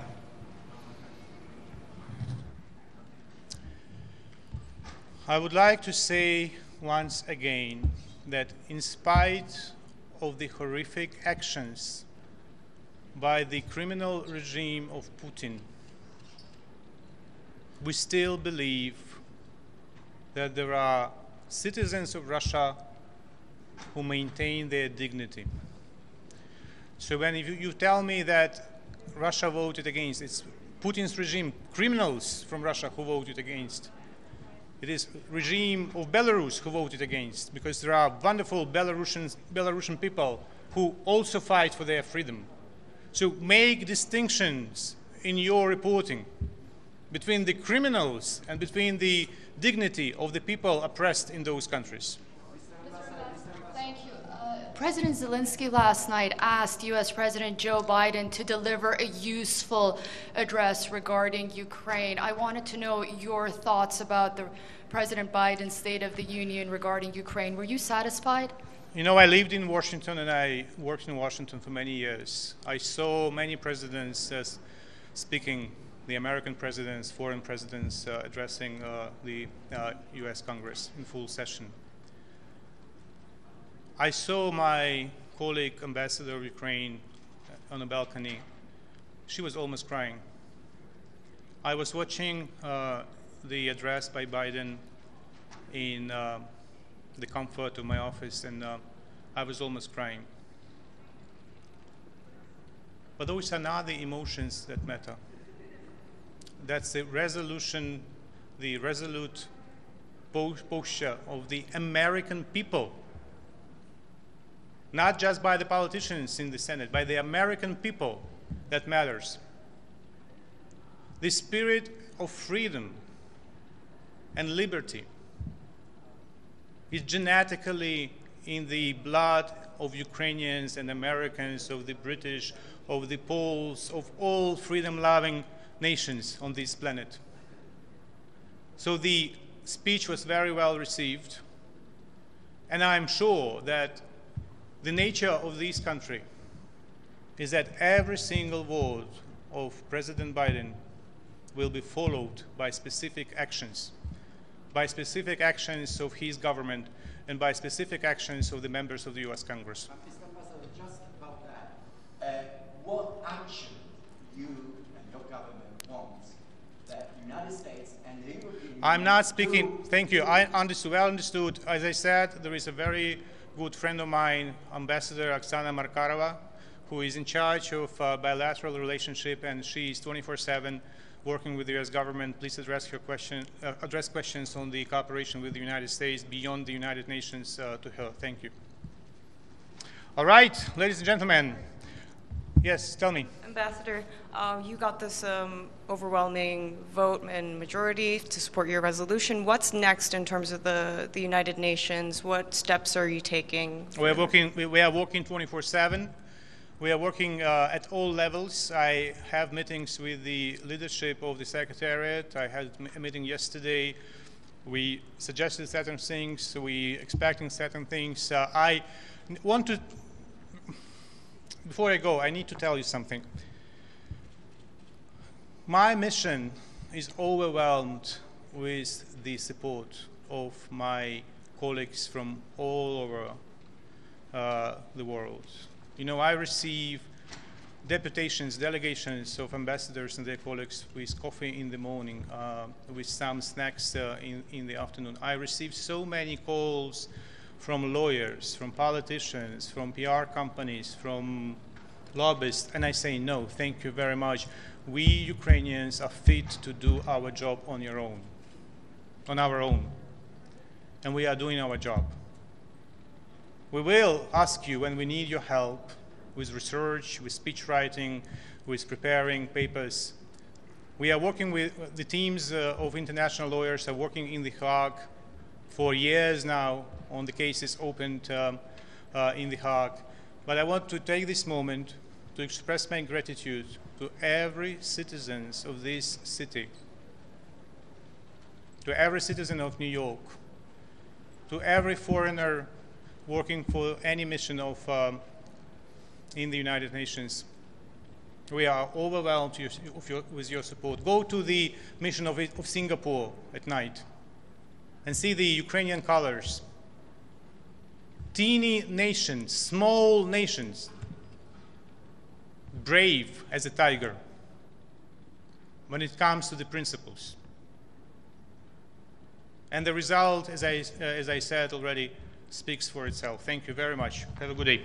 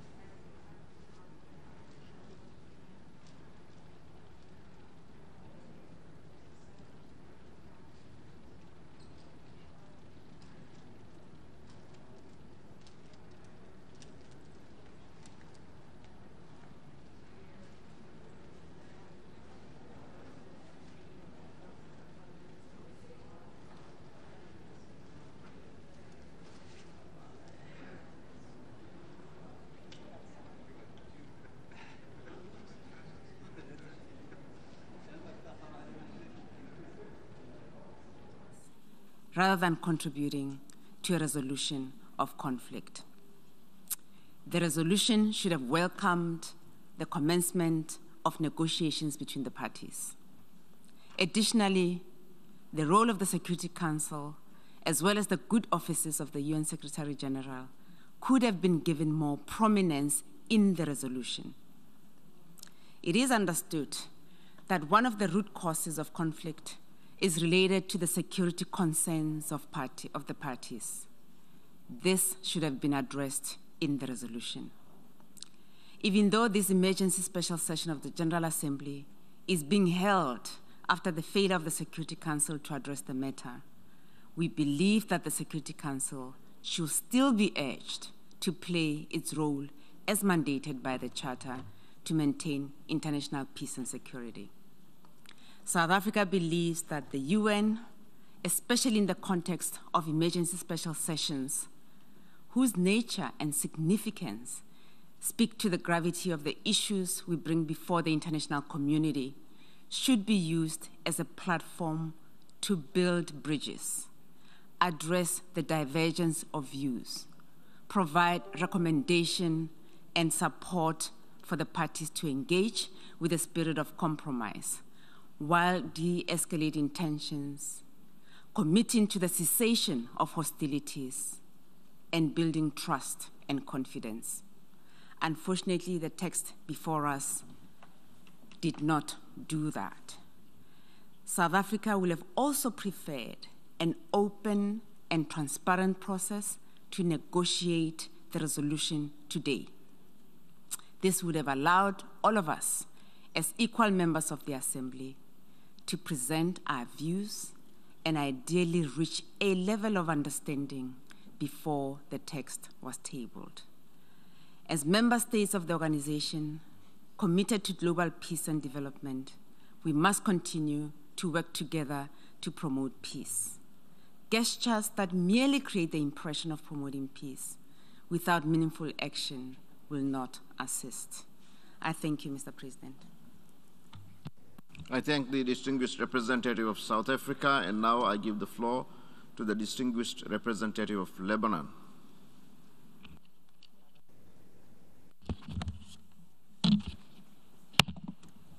Thank you. Thank you, Mr. President. Lebanon voted yes on this resolution because Lebanon, a founding member of the United Nations, believes in the purposes and principles of the United Nations Charter, especially the prohibition of the threat or use of force in international relations, the principle of non-intervention, and the peaceful settlement of disputes. Mr. President, these are not merely slogans for Lebanon. We lived through invasions, occupation, intervention in Lebanon's internal affairs, and experienced devastation, loss, and pain that we are still enduring its consequences today. That's why our decision today was not taken lightly. We know what happens in wars, but we also know that wars happen not only when people fail to prevent them, but most importantly, when the voices of war drown the cries for peace. Lebanon, a peace-loving nation, enjoys a good relationship and friendships with all parties to this conflict, with Russia and Ukraine. And in this spirit, we call on everybody to go back to the logic of peace. Mr. President, yesterday, a European colleague told me he has never lived through war. I was happy for him. I lived through at least 2 invasions, a civil war, multiple assassinations, and explosions. That's why, Mr. President, I don't want anybody to live in what we lived through. It's time for diplomacy, for dialogue, and a peaceful resolution of this conflict. I hope that all my colleagues here in this GA hall will put the same energy and commitment that was put to make this vote and its result a reality, to start working for a peaceful resolution that takes both sides' concerns and interests into consideration, so the world will step away from this abyss of war. Mr. President, the preamble of the United Nations Charter tells us, quote, to unite our strength to maintain international peace and security. Now we need this unity for peace. The United Nations is well positioned to step up and step in to make this peace a reality. Now we need to stop the escalation in words and deeds and help both sides to take the path of peace for the sake not only the 2 sides, but for the sake of our world. Mr. President, we in the Middle East are very concerned about this war because of its impact on Europe, but also because we know from experience what happens in Europe does not stay in Europe. That the last 2 world wars left deep scars in our part of the world, obliterated countries and hopes, and we are still living its aftermath today. I hope, Mr. President, we all learn the lessons of the last wars, and I hope that from this moment we start working only for peace, peace in our time, peace in all time, as a former president of the United States said. Mr. President, I agree with Albert Camus in his speech upon receiving the Nobel Peace Prize in literature in 1957, that probably, and as a quote, every generation sees itself as charged with remaking the world. Mine, however, knows that it will not remake the world, but its task is perhaps even greater, for it consists in keeping the world from destroying itself. This is the same responsibility bestowed on us as the Charter instructed us to save succeeding generations from the scourge of war. I thank you, Mr. President. I thank the distinguished representative of Lebanon, and now I give the floor to the distinguished representative of Malaysia. Mr. President, As a member of the family of nations, Malaysia is committed to the principles and purposes of the Charter of the United Nations and the ideals it espouses. We reiterate the inviolability of the fundamental principles of territorial integrity and sovereignty of a country and peaceful settlement of disputes in the maintenance of international peace and security as well as global prosperity. All parties must uphold these fundamental and sacrosanct principles of the UN Charter and international law that guide the conduct of friendly relations between nations and peaceful coexistence. Many will agree that the resolution before us is far from perfect.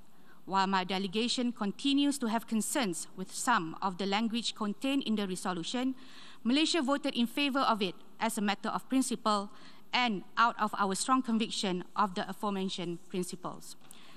Mr. President, Malaysia values its strong and close relation with Ukraine and Russia.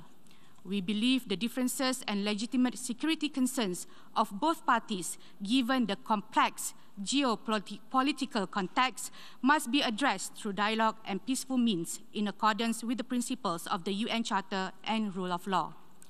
In this context, we welcome the direct talks held between Russia and Ukraine in Belarus and urge both sides to continue on the peaceful path to prevent further loss of life and destruction.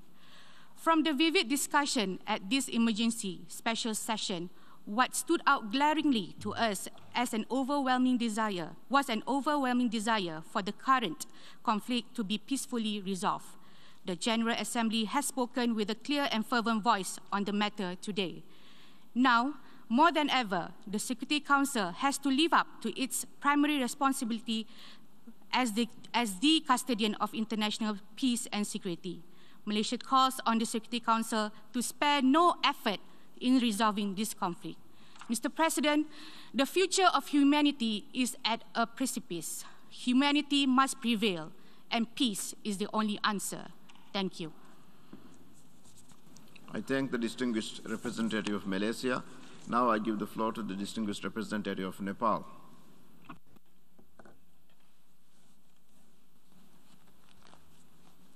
Mr. President, Mr. Secretary General, my delegation is distressed by the ongoing violence and conflict in Ukraine. Conflict anywhere inflicts stress everywhere. Nepal is a peace-loving country, as its soil is consecrated by the birth of Lord Buddha, an apostle of peace. For us, values of peace, harmony, and peaceful coexistence are our way of life, so they are supremely precious.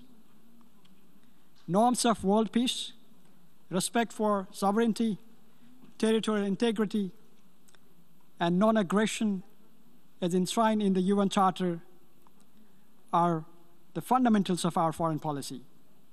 The use of force against Ukraine goes contrary to these values and principles. Nepal opposes this violation of international law and the principles of UN Charter.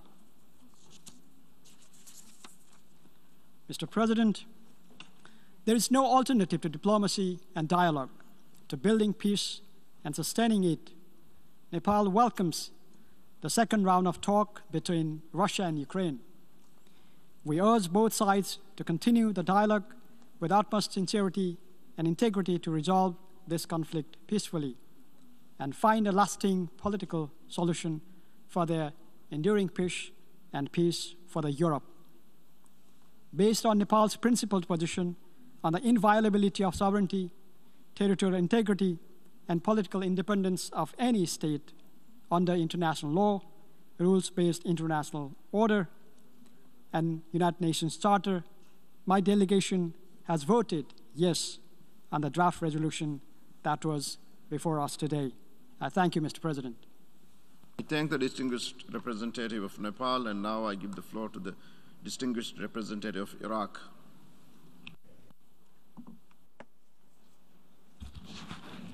شكرا سيد الرئيس. Thank you, Mr. President. طلبنا المشاركة في إبداء تعليل الآن للتصويت We بعد have التصويت. requested the floor to justify our vote. صوت العراق بالامتناع على القرار المعتمد أمامنا هذا اليوم in this vote والمرقم on resolution A/ES-11/L1.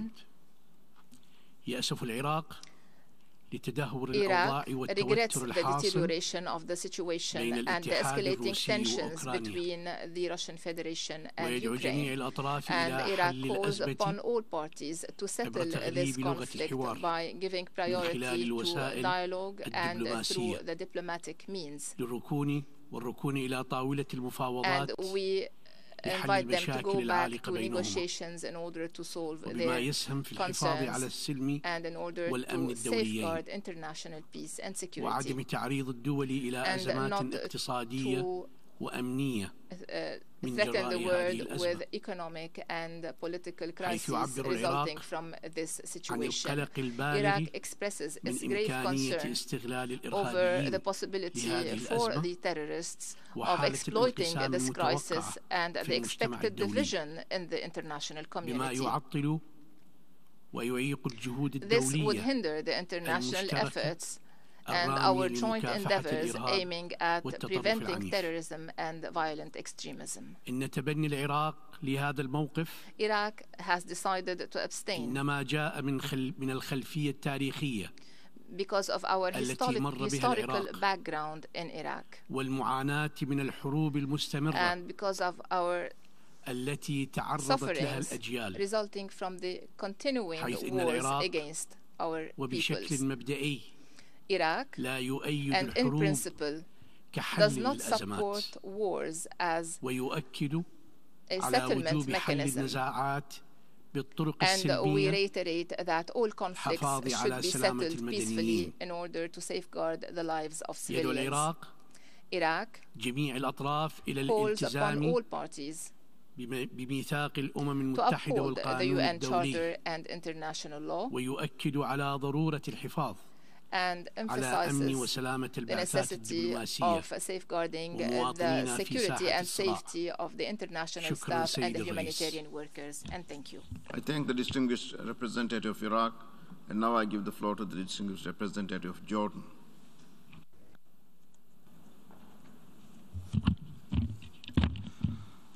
شكرا السيد الرئيس. لقد صوت الأردن لصالح مشروع القرار الذي تم اعتماده الآن تأكيدا على سيادة الدول وسلامتها الإقليمية واستقلالها السياسي وعلى محورية تحريم استخدام القوة في العلاقات الدولية وبما يخالف أحكام القانون الدولي وميثاق الأمم المتحدة. يأمل الأردن أن يتم العمل على نزع فتيل النزاع والوصول إلى tensions in order to reach a peaceful settlement of this conflict, and that both parties will sit together on the negotiation table in order to reach such a peaceful settlement. We also hope that international efforts will be intensified on both the political and diplomatic levels to assist the parties to end this crisis, and in order to avoid the dire consequences that have risen and could arise out of this conflict. And we would like to reiterate that all parties, and I insist all parties, should respect the international humanitarian law, human rights, and the international refuge law without any discrimination. To conclude, Jordan would like to remind of the necessity of respecting the international law provisions and the UN Charter, whereas force should not be used against other countries and peoples, and should not be used against the right to self-determination, and that a single standard should be implemented regardless of the region concerned and without any discrimination in implementing international criteria and standards. And we hope that this would lead to an effective dialogue inside the organization in order to implement this approach and to assess the current approach and to reach our common goal. Thank you, Mr. President. I thank the distinguished representative of Jordan. We have heard the last speaker in explanations of vote after the vote. We will now hear statements after the adoption of the resolution. And now I give the floor to the distinguished representative of the European Union. Mr. President, Mr. Secretary General, dear colleagues, last week the UN Security Council was prevented to act against Russia's unprovoked and unjustified military aggression on Ukraine because of one isolated vote, that of the Russian Federation.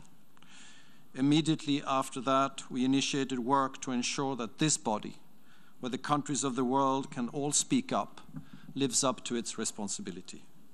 Over the past few days, the European Union has worked hand in hand with Ukraine and countries from all parts of the world to prepare the resolution just adopted. We thank all countries that have supported it. The decision is clear. The world has spoken. The Russian government must immediately stop the aggression, withdraw its troops, and abide by the rules of the UN Charter that applies to all equally. Over the past days, the brutality of Russia's invasion with the complicity of Belarus has reached unimaginable levels, with indiscriminate attacks against Ukrainian cities causing death and destruction among civilians in complete disregard of international law. Distinguished colleagues and friends, this is not just about Ukraine. This is not just about Europe. This is about defending an international order based on rules we have all signed up to, the sovereign equality of all states, large and small. This is about whether we choose tanks and missiles or dialogue and diplomacy. Today's historic vote clearly shows Russia's isolation from the rest of the international community. By voting overwhelmingly in favor of the resolution, we have chosen to defend peace where Russia has chosen brutal aggression. We have chosen to defend this organization and its charter where Russia has violated the fundamentals of both. Russia stands increasingly alone. The European Union and the world stand with the Ukrainian people. Thank you very much. I thank the distinguished representative of the European Union, and now I give the floor to the distinguished representative of Denmark on behalf of the Nordic and Baltic countries. Mr. President, I have the honor to speak on behalf of the 8 Nordic Baltic countries, Estonia, Finland, Iceland, Latvia, Lithuania, Norway, Sweden, and my own country, Denmark. Mr. President, from all corners of the world we have come together to send a resounding yes to uphold international law and the UN Charter, a resounding yes to the principle of the sovereign equality of all UN member states, a resounding yes to the need to respect the territorial integrity, sovereignty, and political independence of all UN member states. A resounding message to Ukraine and all Ukrainians. In the words of a colleague who spoke yesterday, you are not alone. We stand with you today, tomorrow, and until peace prevails and Ukraine's sovereignty, independence, and territorial integrity are fully restored and respected. We have also sent a clear message to Russia and to Belarus. Stop the aggression now. Full stop. What you are doing is unacceptable. It is wrong. Your unprovoked aggression against Ukraine is a violation of the core principles that you signed up to when you laid the foundation of this very organization, of this community of nations. Your invasion of Ukraine deserves our strongest condemnation. You will be held accountable, and every legal avenue available must and will be used to hold the aggressor to account. You must stop the war immediately. You must return your troops to Russia. You must return to the path of peace, of genuine dialogue. It is not too late to stop. It is not too late to reverse the course. It is not too late for you to return to this community where we believe, with all our faults and imperfections, in the principle of the sovereign equality of all. Mr. President, we are deeply concerned by the grave unfolding humanitarian crisis. We demand that all parties fully comply with their obligations under international humanitarian law and human rights law, protect civilians and critical civilian infrastructure, and ensure the safe, rapid, and unhindered humanitarian access and passage. Humanitarian and medical personnel, as well as hospitals and other medical facilities, must be protected. Mr. President, thousands of civilians have been killed, more have been injured, and close to 1 million innocent civilians have been forced to flee across borders. Even more have been internally displaced inside Ukraine. They are in need of help and assistance without delay, without hindrance and preconditions. And we take this opportunity to salute and express our deepest respect, appreciation and admiration for the generous assistance and protection that Ukraine's neighbors have shown to all those fleeing the conflict, men, women and children from all corners of the world. Once again, we conclude by echoing the words of a peaceful protester who had written on her sign, "If Russia stops fighting, there will be no more war. If Ukrainians stop fighting, there will be no more Ukraine." I thank you.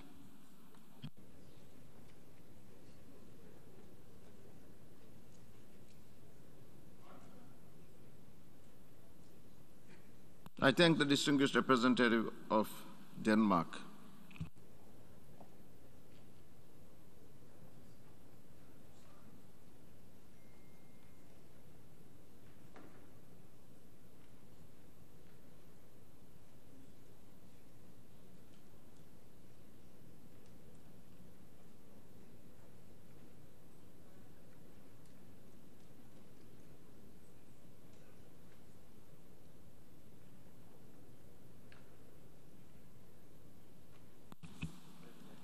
I now give the floor to the distinguished representative of Turkey. Thank you, Mr. President. We thank you for convening this historic emergency special session of the General Assembly, a session that was called because the Security Council failed once again to fulfill its primary responsibility. A session that was convened due to the unjustified, illegal, and illegitimate act of aggression against a founding member of the United Nations by a permanent member of the very organ entrusted by the entire membership with preserving peace and security. A session that was held as a result of the use of veto power by the very member that's perpetrating the aggression. Mr. President, we are obliged to reiterate Russia's ongoing military offensive against Ukraine blatantly violates the fundamental rules of international law and the principles on which this august organization was founded. Rules and principles that aim to prevent wars and protect mankind from disastrous consequences. Consequences that we are unfortunately witnessing in and around Ukraine due to Russia's attacks. The international community could not have been spectators to such an act of aggression. I am proud that as of today, it is not. With today's resolution, the United Nations emphasizes loud and clear that it stands against egregious violations of the independence, sovereignty, territorial integrity, and political unity of fellow member states. The membership is committed to preserving the letter and spirit of the fundamental constitutional document of our organization, the Charter. By adopting this resolution, the most democratic institution of the multilateral system denounces in the strongest possible terms Russia's aggression against Ukraine. We applaud the member states who contributed to the collective endeavor that culminated in today's outcome. You have stood firm in upholding full respect for the UN Charter and preserving the rules-based international order. We hope and trust that the calls and demands in this historic resolution will not fall on deaf ears. This body must follow through with its decision. Once again, we call on Russia to hear the demands of the global community and heed its own people's pleas to stop its military operations, withdraw all its forces from Ukraine, reverse its decision regarding the areas of Donetsk and Luhansk regions of Ukraine and its annexation of Crimea, and return to diplomacy and dialogue without delay. We also reiterate our call for an immediate humanitarian pause. The peoples of the world hold their breath and wait with hope to see the march to the precipice halt. It is still not too late to go back to the negotiating table with serious engagement. Mr. President, as a neighbor and friend of both the Russian and the Ukrainian people, Turkey stands ready to facilitate the peaceful settlement of the conflict. Thank you, Mr. President. I thank the distinguished representative of Turkey. We still have 9 more countries member states who wish to speak. Therefore, we have heard the last speaker in statements after adoption. for this meeting. We shall hear the remaining speakers this afternoon in this hall at 3 p.m. The meeting is adjourned.